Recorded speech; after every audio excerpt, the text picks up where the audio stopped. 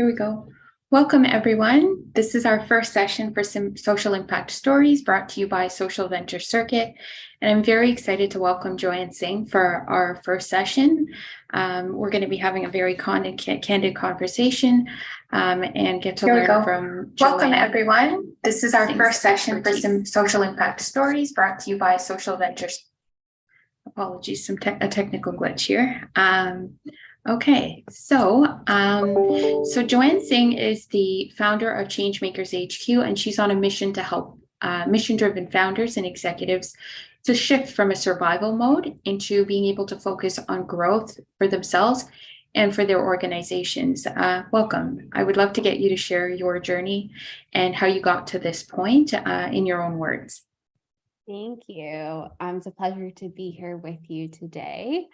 My story is really interesting. So similar to you, I'm a CPA by training and spent the first 15 years of my career working in that capacity. I started out working in external audit and I did that for 5 years and then moved into public sector and then the nonprofit world. And I always knew that there was something else beyond working in finance for me, and I just didn't know what that was. And about 5 years ago, I started getting more into my personal growth journey and my personal development journey. And I knew that there was something there, but I didn't know what that would look like tangibly. And when I moved into the nonprofit world, I was working in an executive finance role at an organization that was growing quite rapidly. We scaled during 2020, 2021, doubled in size. And, most people who work in this space know that when you're doing that, you're usually doing that with very small resources, as I like to say. And that's when I started to understand this connection between personal development and growth and leadership. And I noticed that every time I worked more on myself and worked more on my own growth, my own stuff, the better of the leader I became. And it became quite evident based on the results that my team was delivering, but also what people would say about my leadership or our team. And I started to realize there was a gap. I was someone who loved going to conferences and workshops. As a CPA, we have to do our credit hours and our professional development hours. And I was I love doing those things, but I was I'm not getting the result that I was getting through doing this personal work that I was paying for, mostly on my own time and all of that. And I was there's something that's not quite right here. Why is it that corporate leadership talks all about strategies, but when we go into the personal development world, we focus on our inner world and our stories and all those things, when in reality, those things are connected. They're both they're two sides of the same coin. And so I started to experiment with bringing some of the things I was learning in that world into my team and started treating my team as my sandbox to experiment. So we started doing just different approaches to planning. I'd run them through vision exercises. We would talk about things like identity, our belief systems, as we would move through our planning process. And, I would ask, do you think this is helpful? And they'd be yeah. And they'd feel relieved and be smiling. And I was well, this is different, right? And so that's what led me to starting my company, Changemakers HQ. I felt this was something I was super passionate about. I love learning more about leadership. I love leadership as a whole. I love being a leader. And I also am very passionate about business and see business as a very powerful vehicle for social change. And I do believe that there's a better way to run our businesses. So I thought hey, why don't I just do what I love and get paid for it? So that's how I ended up starting my company. And that's led me to where I am. Yeah, I love that. Those exercises are resonating really well with me as well. So what are some of the biggest challenges you're seeing that leaders for social enterprises and nonprofits have to tackle right now? I think right now specifically, we've come out of, what has been a very difficult few years, where we've, experienced some pressures that we may not have experienced previously. And now we're in, what seems to be like a changing economy, creating more pressure. And what I've noticed is that things are changing faster than ever. I think people kept using the words like unprecedented change in the last like 2 or 3 years. And I posted a video recently saying like, that is the new norm. Like as soon as you create a plan, it's going to be outdated. Like your budget is going to be outdated within hours of you creating it. And I think leaders are really struggling with how to manage that. Like change management seems to be something that people are looking for. And in the past, we would hire change management experts to come in and like do some consulting work, put a report together, and then like let leadership take it on. I think the reality of today is that every leader needs to establish like and grow their change management capabilities and even shift like how they're thinking about change and how they're thinking about planning in the first place. Because that is the reality is like you think you've got everything like together and you're good to go, and then like an employee leaves or like a system breaks down. And like I would say that's like the number one thing. And then the second thing is like this is not just for people in the social impact space, like just this concept of like hybrid workplace, like how do we actually build community, how do we build connection. I think in general people today want to feel a sense of belonging at work, which is something that they did not necessarily require of the workplace previously. They want to feel connected to the values and the mission more than in previous generations.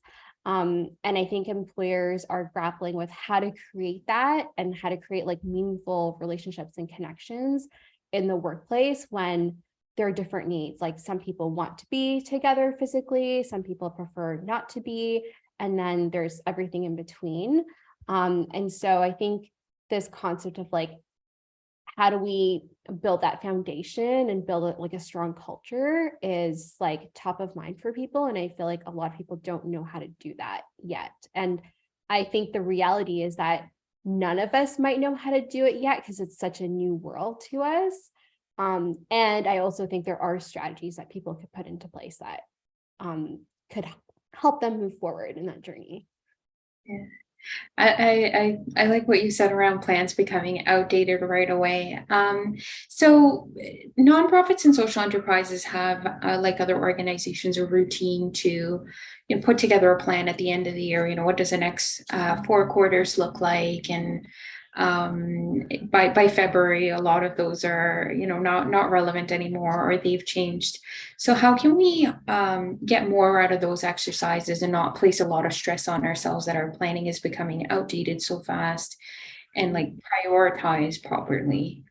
So the question I bring people back to when I work with them is, what are you ultimately trying to achieve? And like, what does that look like? And I think we've been trained and conditioned to confuse outcomes with deliverables and results. So as an example, your outcome might be to create this particular social change. In my business is to grow the capacity of leaders. And how I do it would be essentially what the plan is all about, right? It's saying like and I also like to think about plans as experiments. It's like to think about it as with a scientific lens of like, I am assuming that if I do these things, I will achieve this result or this outcome. And the reality is like, you might run the experiment and then see that you didn't actually reach your outcome. It was like, there might've been something that was inaccurate in your plan. Maybe there were assumptions that you made that were implicit that you were not aware of. Maybe there were external factors that you did not consider. And so for me, it's like coming back to like the foundational questions and asking yourself, like, what is the most effective way to get to that outcome?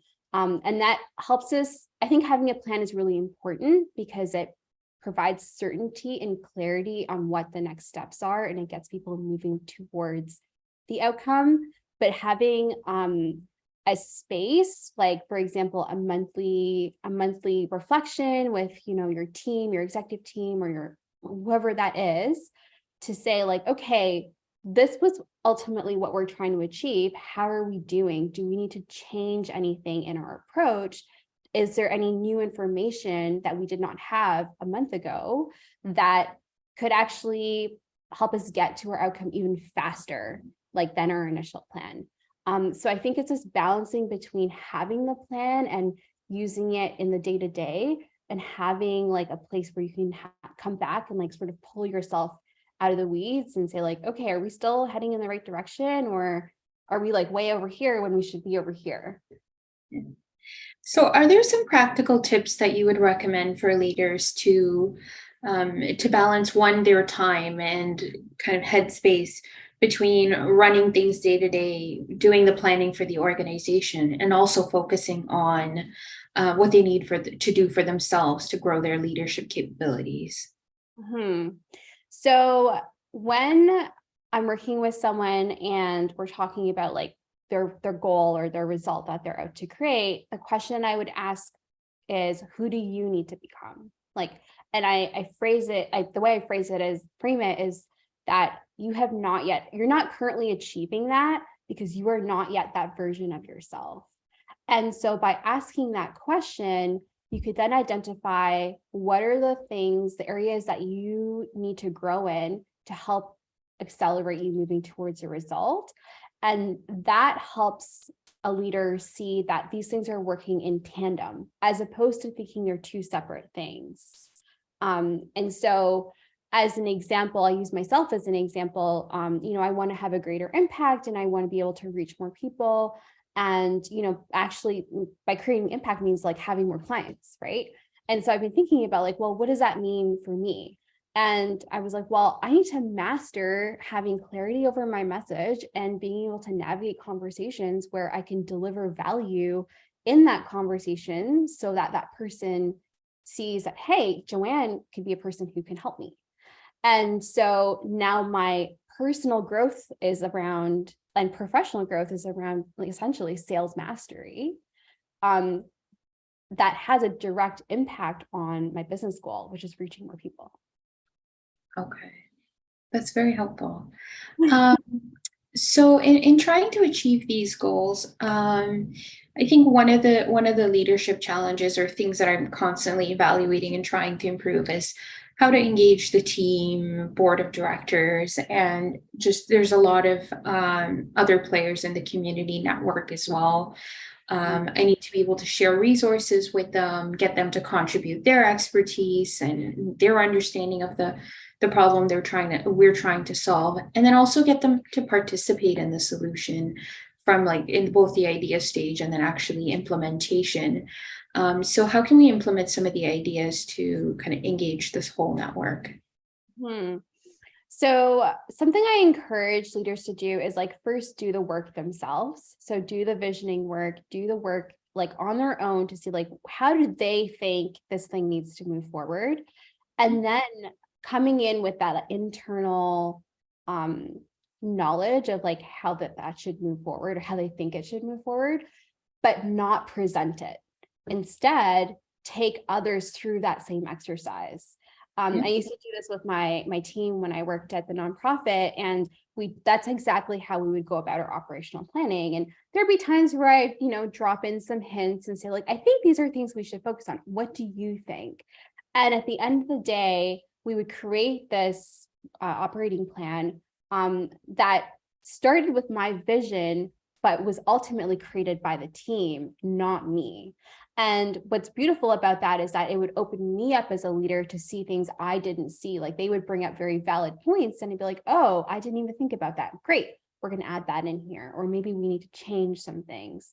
And I think taking, that approach can be applied to the community that you're serving. It can be applied to your board of directors, to your leadership team, to everyone within your organization. And I think what's really beautiful about that is that you get the buy-in, not because you've convinced them or influenced them. You get the buy-in because it was created by those people. And then you also give yourself an opportunity to learn and see something that you don't see. And I think that is very powerful in the planning process. And then around like the action taking part, I think asking in that conversation or following that conversation, asking people where they see themselves, like, what do you think your role and responsibility is in moving this forward? And again, having people come up with, you might already know, like this is what your role is as the leadership team or as this particular team within the organization, but having them say it is super powerful. And as someone who's been through this process multiple times, it requires the leader being comfortable with silence, because sometimes people don't know, or they just are not feeling courageous to respond. And what happens often is like our tendency is to just like fill the void and just like start talking, and like you start giving the answers.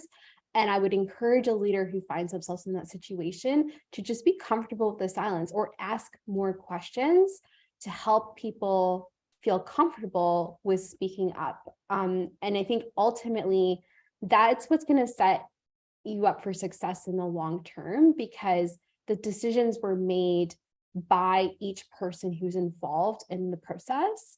And it also sets you up to be able to hold accountability in a better way, because now you're holding someone accountable to something they committed to, which is very different than you saying, this is your role, and now I have to manage you. That's very true. I love these approaches. I did want to pivot a little bit because you speak a lot about systemic change in your work. So just if you can share some insight with us around what should social enterprises be aware of in terms of systemic issues and trying to solve them or work around them. Yeah, this is such a broad topic and something I love just like myself diving into and learning more about. There's kind of two paths that I see in responding to this, and I want to be able to touch on both. So from a purely like systemic standpoint, I heard someone share this recently related to some of the events that have taken place in the US, in the last couple of weeks, saying that you can change the drivers on the train, but that doesn't mean that the train's not heading in the same direction. And that's how I feel about some of these conversations around diversity and inclusion with regards to like actual systems that have been built off of oppression, systems that have been built off of scarcity, off of elitism. And I think a great example of this is the board of directors of nonprofits. I know the Ontario Nonprofit Network has been doing a lot of great work around reimagining governance. We have this very this traditional mindset of like a board of directors, like they hold fiduciary duty. And now we've had a lot of conversations in the last few years, in particular around diversifying our boards and wanting to ensure that they represent the community. And sometimes it feels like you're asking for too many things out of a group of like 12 to 15 people that will rotate every 1 to 3 years. And so this is a great opportunity to think about, okay, like how do you reimagine governance? And I think the Ontario Nonprofit Network has done a great job in exploring this topic, and they're still trying to unpack it. But this is like an example of where like the answer is not necessarily about changing the players. It's about actually re-envisioning what this thing is meant to be and how we use it going forward. And like, I like to go back into the history of things. So with this particular example, nonprofits were born out of like this concept of charity was born out of like church and, like people wanting to like repent for their sins. And like by doing that, by like paying, like essentially doing something good so that they can, quote unquote, like get into heaven or a better afterlife.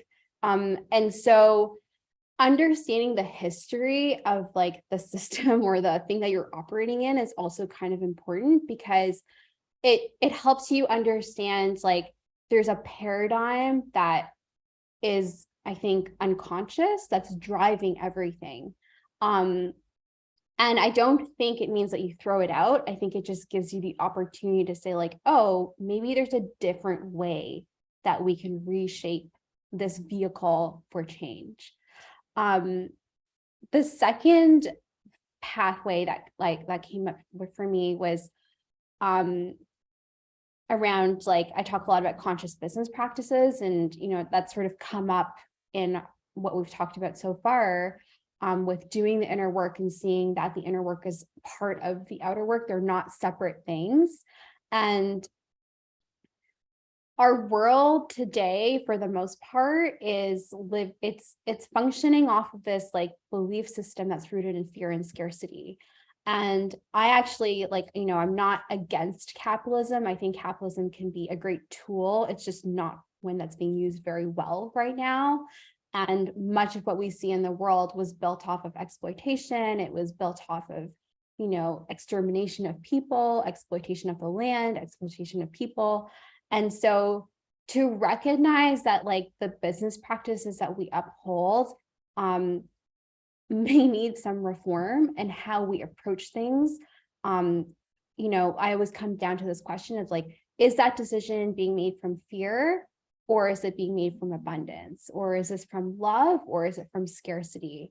And I think like those are just like very practical questions that people can ask themselves when they're making a decision, whether it's like to go in a certain direction for their organization, or like how to like whether they should take a meeting with a particular person, or even just like how they're going about their day. Like, is that being driven by like a more empowering energy, which is like love, abundance, or like is it coming from fear and scarcity? And so I think this is really important because people who are working in this space, they want to do good, right? And yet at the same time, like, especially in the nonprofit world, there's a huge scarcity mindset.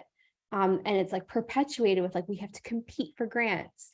And it's probably the same in like, the private sector where, people are trying to like pitch like rapid growth, like we're going to do so much with so little.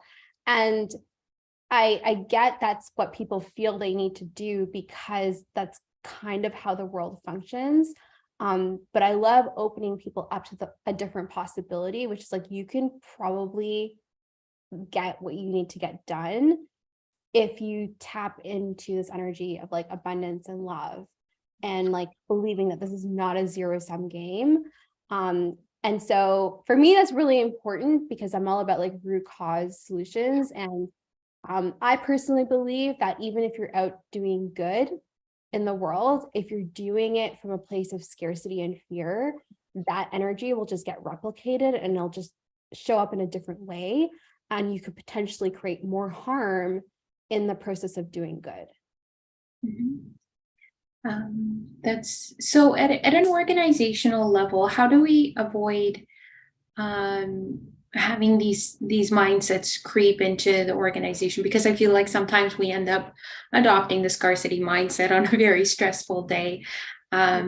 What tips would you recommend to kind of keep on the right track, or at least choose whether we try to navigate around or avoid certain, systemic issues or traditions that aren't really coming from a good place, but or sometimes just being forced to adopt them? How do we navigate and make sure we're making decisions for the right reasons?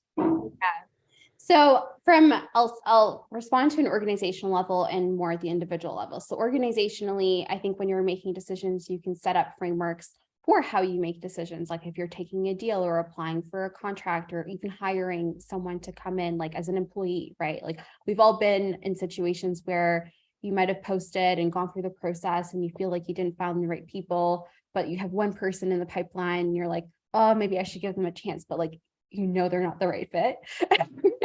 So it's like having a process in place that where you can ask yourself questions like is this coming from fear? Is this coming from abundance? Having questions like that. But also like, mission-driven organizations, something that they do very well is having values, right? And so like coming back to your values and having specific questions that would guide you in in answering, like, are these decisions truly aligned to the values that you've created for the organization? For me, I've actually put abundance into the values of my business. So I have like set the bar really high for me to be able to integrate that into my life. And that could be something that you consider, like maybe it's not in your top 4 core values, but there's some other way you shape that into your culture. And again, that starts with like bringing those questions in a very intentional way into meetings or into the decision-making process. At the individual level, I think the biggest thing that people experience today in particular is time scarcity, like feeling like there's not enough time.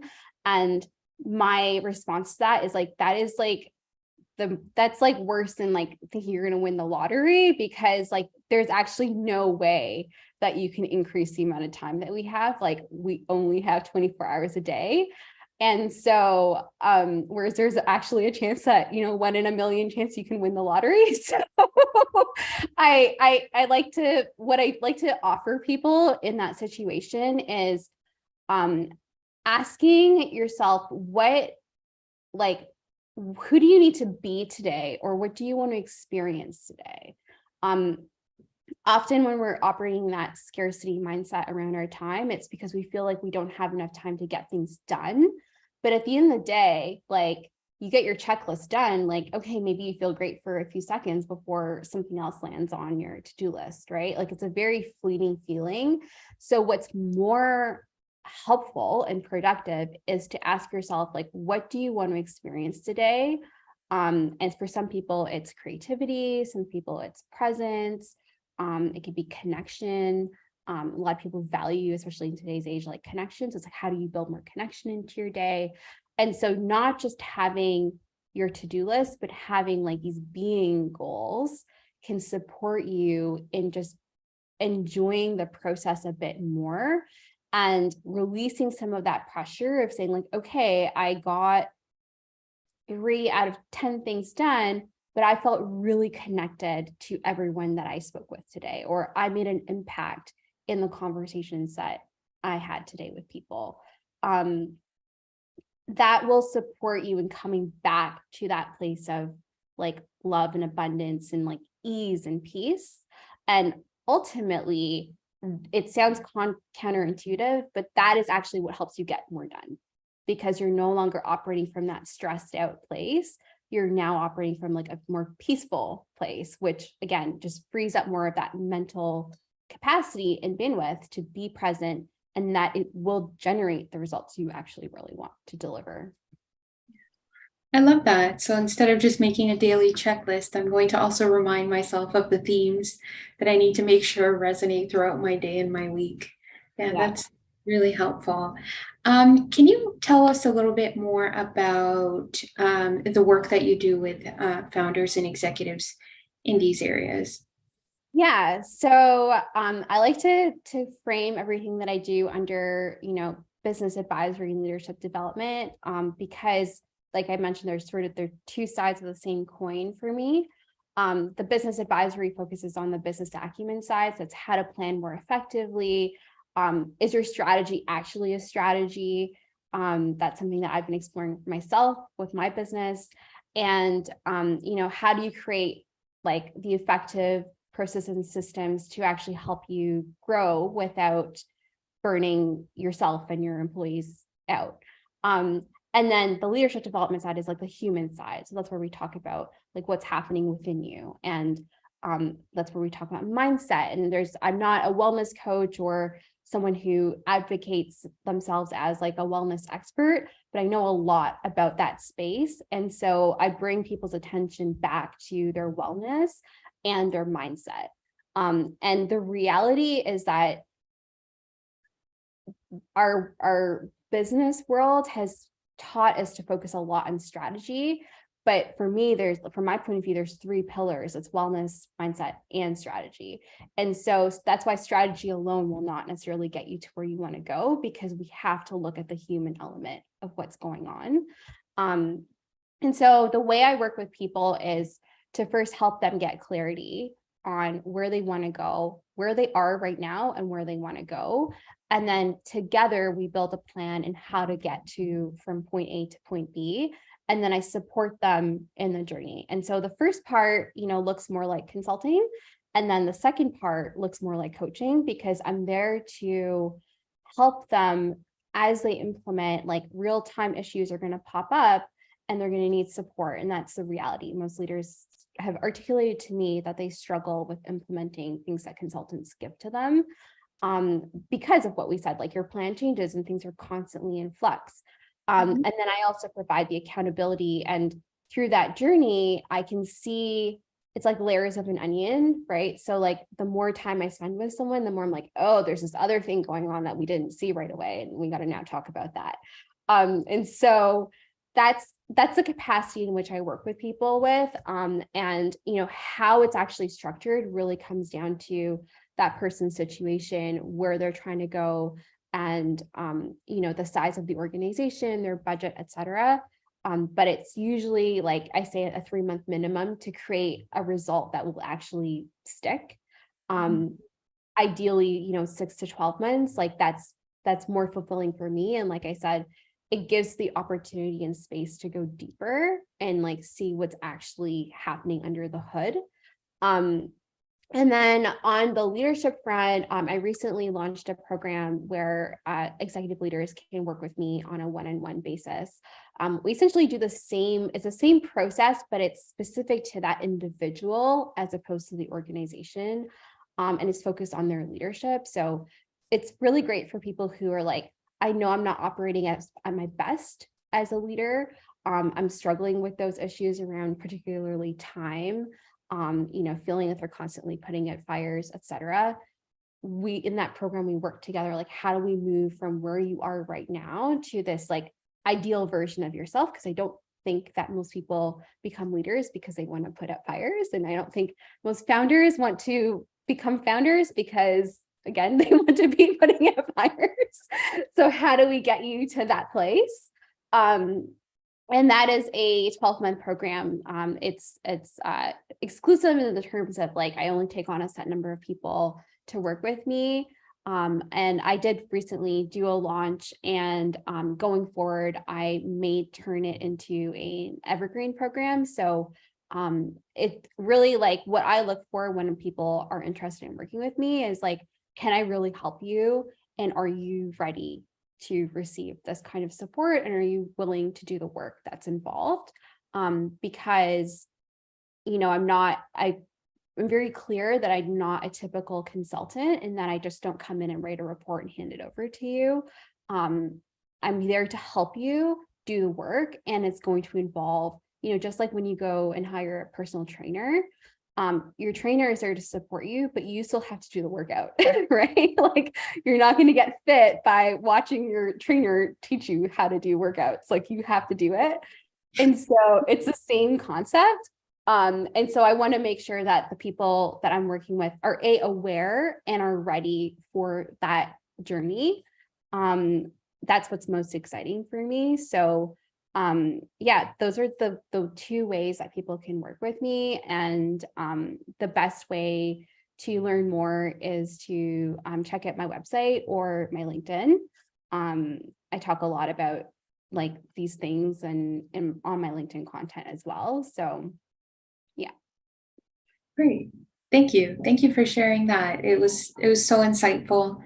I have some practical tips out of that I'm going to apply myself. And you're right on point. The business growth, I find that for my own journey, whatever I'm trying to work on can only grow as much as I'm capable of it.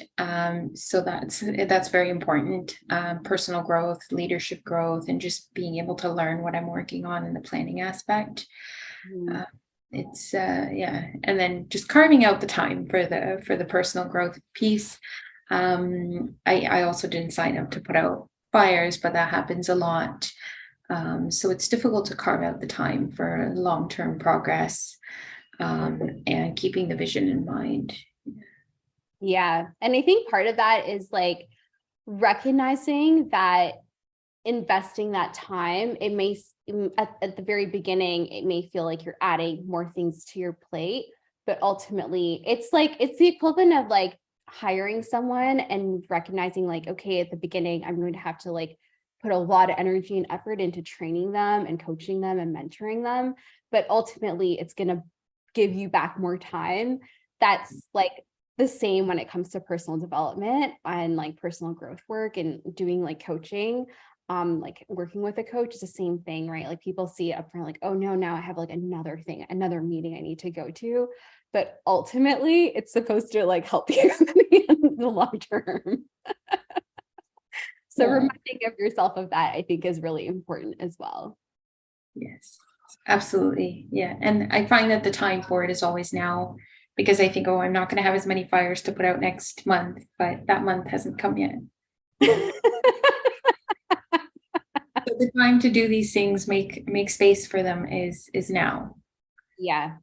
Yeah. There's a saying I would say, like when I worked previously in my last organization, I was initially responsible for HR like completely on my own. And eventually we were able to hire someone. I remember saying to everyone, like, because we kept thinking like, oh, this will be better when we hire someone, when we have someone to take us on. But guess what? Like that just expanded the scope of the work, because now people had more expectations, like because we had another person. And I remember telling that person, like, yes, we will grow a team, but do not fall into the trap of thinking that this work is going to get easier or less simply because you add more people to your team. And so I think it's this trap that people fall into, which is like, this will get better when. And that's when I'm like, no, now is the time. Yes, absolutely. Thank you so much, Joanne, for sharing this insight with us. I love the tips that you share, but more than that, I think it's just being able to hear that these issues are not mine alone, and they're resonating with other people. That also actually really helps. And at the bottom of the video, we will have your information to connect with. So if anyone's interested in learning more about the program, you can check the description. You can also feel free to reach out to me at Social Venture Circuit. We will be coming back with more social impact stories for you. Our next session will be 2 weeks from now. So I look forward to having our next special guest there in another great conversation. Thank you, Joanne, for joining us today. Thank you, Sarah.